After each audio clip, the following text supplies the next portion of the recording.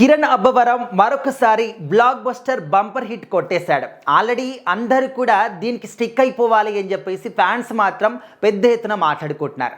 మనం కూడా ఇప్పుడు చెన్నై లవ్ స్టోరీ సినిమా గురించి రివ్యూ గురించి మాట్లాడబోతున్నాం. సినిమానే రాలేదు కదా, అప్పుడే రివ్యూ ఏంటి? ఈ మధ్య ఫేక్ రివ్యూలు చెప్పడము ఇదంతా కూడా సరదా అయిపోయింది. అందరూ కూడా కామన్గా చేసేస్తూ ఉన్నారు.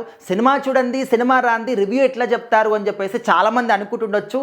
అయితే చెన్నై లవ్ స్టోరీకి సంబంధించినటువంటి సెన్సార్ రివ్యూ పూర్తయిపోయింది అన్నమాట. సెన్సార్ వాళ్ళు సినిమాను చూసి వాళ్ళకి అంటే సినిమాలో ఏం నచ్చింది అనే విషయాన్ని అయితే వాళ్ళు చెప్పారు.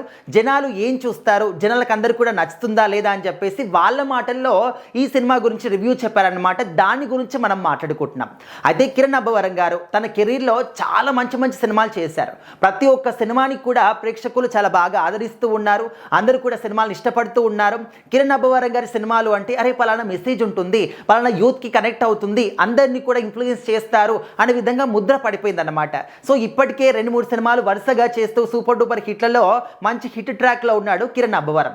సో ఇప్పుడు ఏంటంటే కిరణ్ అబ్బవరం అదేవిధంగా శ్రీ గౌరీ ప్రియ వీళ్ళిద్దరి కాంబినేషన్లో వస్తున్నటువంటి సినిమానే చెన్నై లవ్ స్టోరీ.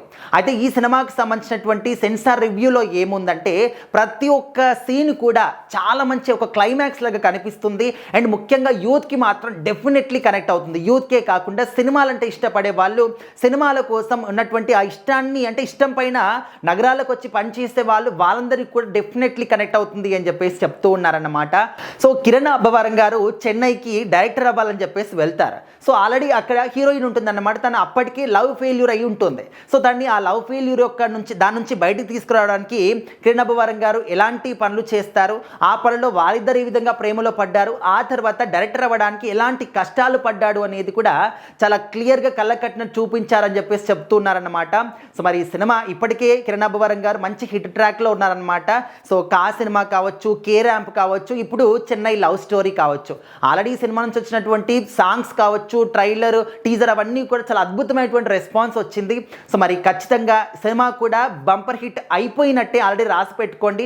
చాలా మంచి కంటెంట్ ఉన్నటువంటి సినిమా, అందరూ కూడా సినిమాని ఇష్టపడతారు, అందరూ కూడా సినిమా కనెక్ట్ అవుతుంది అని చెప్పేసి అయితే సెన్సార్ వాళ్ళు చెప్తూ ఉన్నారనమాట. మరి సినిమా వచ్చిన తర్వాత నిజంగా సెన్సార్ వాళ్ళు చెప్పినటువంటి అన్ని క్వాలిటీస్ కూడా ఈ సినిమాలో ఉన్నాయో లేదో అప్పుడు మరొకసారి మాట్లాడుకుందాం.